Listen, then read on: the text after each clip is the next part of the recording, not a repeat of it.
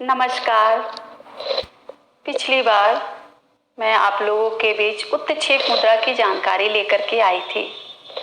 इस बार मैं आप लोग के समक्ष आसन की कुछ जानकारियों को लेकर के आई हूँ कि आसन क्या है, इससे क्या लाभ होता है, इसे कब करना चाहिए, किस अवस्था में करना चाहिए, किसे करना चाहिए, किसे नहीं करना चाहिए तथा आसन योगा करने के पूर्व किन किन बातों का हमें ध्यान देना चाहिए। आसन आसन का अर्थ होता है स्थिर सुख आसनम। जिस अवस्था में हम स्थिर होकर सुख का अनुभव करते हैं, आनंद का अनुभव करते हैं, उसे आसन कहते हैं। आसन के नियमित अभ्यास से हमारा शरीर स्वस्थ होने लगता है, हम क्रमठ होने लगते हैं, हम सूक्ष्म होने लगते हैं, हमारी भावनाएं सूक्ष्म होने लगती है, हम विशालता को प्राप्त करने लगते हैं। आसन करने से हमारे शरीर में स्थित जो अंतर्स्रावी ग्रंथियां होती है, जो उपग्रंथियां होती है, वो भी प्रभावित होता है। साथ ही साथ हमारे शरीर में स्थित चक्र भी प्रभावित होते हैं। उन चक्रों पर स्थित हमारी जो वृत्तियां होती है वो भी प्रभावित होती है। हम धीरे धीरे अपने वृत्तियों पर नियंत्रण करना सीख जाते हैं। आसन जो होता है वो हमारे शरीर के ग्लैंड्स को, सब्स ग्लैंड्स को प्रभावित करता है। हम बीमार कब पड़ते हैं? जब हमारे हार्मोन सिक्रेशन अनबैलेंस्ड हो जाते हैं। और आसन क्या करता है? हमारे शरीर के ग्लैंड्स को, सब्स ग्लैंड्स को बैलेंस में ले आता है और हम धीरे धीरे स्वस्थ होने लगते हैं। यह जो आसन होता है, कोई भी आसन किसी को भी कभी भी नहीं करना चाहिए। हम अपने शरीर के अनुसार, अपने रोग के अनुसार हम आसन को करते हैं। बच्चों के लिए अलग आसन की व्यवस्था की गई है और बड़ों के लिए अलग होता है। हमें योगाचार्य की सहायता से योगा सीख करके ही आसन करना चाहिए। अपने मन से कभी भी किसी भी पुस्तक को देख करके योगा नहीं करना चाहिए, क्योंकि जब योगा का गलत असर हमारे शरीर पर पड़ता है तो इसका दुष्परिणाम हम ही भोगते हैं। इसलिए सावधानी रखनी है योगा करने के पूर्व। योगा करने के समय सबसे पहला हमें ध्यान देना चाहिए कि हमारी कौन सी नासिका चल रही है। हमारी हमेशा योगा करते समय बाईं नासिका चलनी चाहिए, ताकि हमारा शरीर इससे बैलेंस में रहे। और योगा के करने के पूर्व क्या तो हमें स्नान कर लेना चाहिए या व्यापक शौच की विधि करके ही इस योगा को करना चाहिए। व्यापक शौच की विधि क्या होती है? सर्वप्रथम हम अपने केहूनी से नीचे पूरा हाथ को धोते हैं, दोनों केहूनी से नीचे धोए, फिर घुटने के नीचे से पूरा पैर को धोते हैं, फिर मुंह में पानी भरते हैं, आंखों को खोलते हैं, सांस को रोक लेते हैं, मुंह को फुलाकर सांस को रोक करके आंख को खोल करके 14 बार दोनों आंखों में पानी का छींटा डालते हैं। साथ ही हाथ को भिगा करके कान को अच्छे से पोंछ लेते हैं। फिर हाथ में थोड़ा पानी लेकर गर्दन को पोंछते हैं, अपने नाभि को थोड़ा ठंडा करते हैं। साथ ही साथ शौच की विधि हम करके लघु शंका करके योगाभ्यास में बैठना चाहिए। महिलाओं को चुस्त कपड़ा और पुरुषों को लंगोट पहन करके योगा करना चाहिए।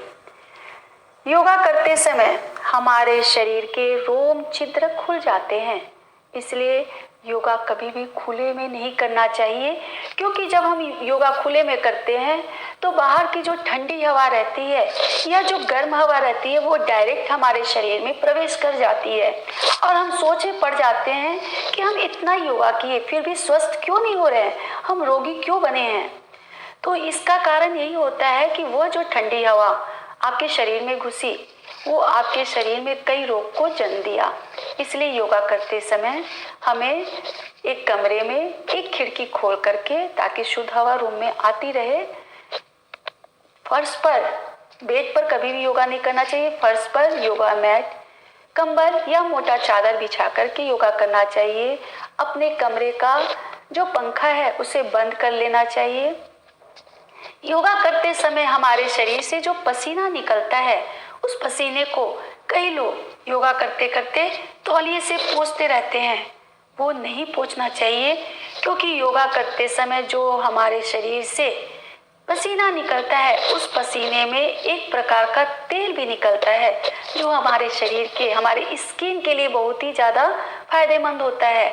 योगा के अंत में मसाज के द्वारा हम इस पसीने को वापस अपने शरीर में ले जाते हैं।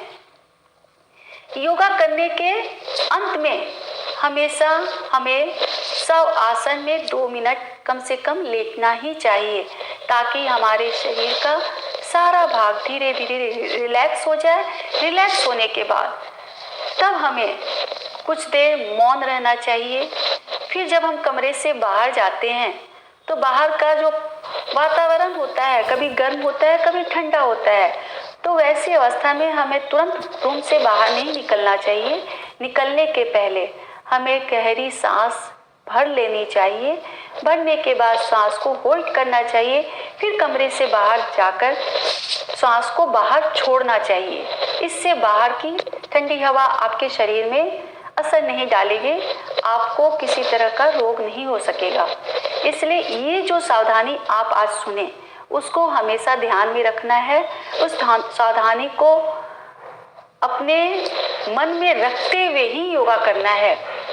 योगा करते समय कई योगा ऐसा होता है जिसमें हम लेट कर योगा करते हैं। तो जब हम लेट के योगा करते हैं तो कभी भी कई लोग सीधे उठ करके हम दूसरे योगा में चले जाते हैं। वैसा नहीं करना है। जब लेट कर जब कोई योगा कर रहे हैं तो बाएं करवट होना है, फिर केहूनी के सहारे धीरे से उठकर बैठना है, तब दूसरे योगा का अभ्यास करना है।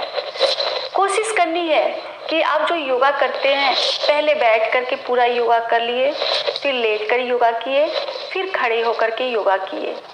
ये जो प्रोसेस होता है उस प्रोसेस से योगा करने से उसका बेनिफिट हमें अच्छे से मिल पाता है। साथ ही साथ योगा के कुछ नियम होते हैं, कुछ तालिका होती है कि इस अनुसार हमें योगा करना है। योगा करने के पहले सबसे पहला हमें सूक्ष्म व्यायाम करना चाहिए, ताकि हमारे शरीर के सारे जॉइंट्स जो हैं वो खुल जाए।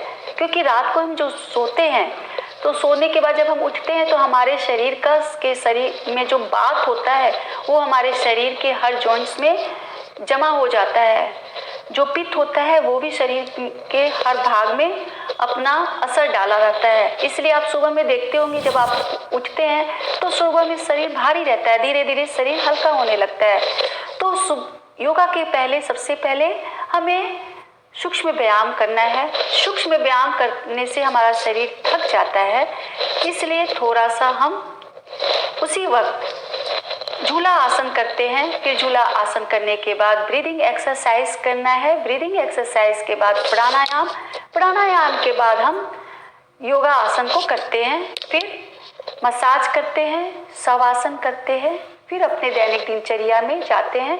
आधा घंटा के बाद पानी पीना है या खाना खाना है। धन्यवाद।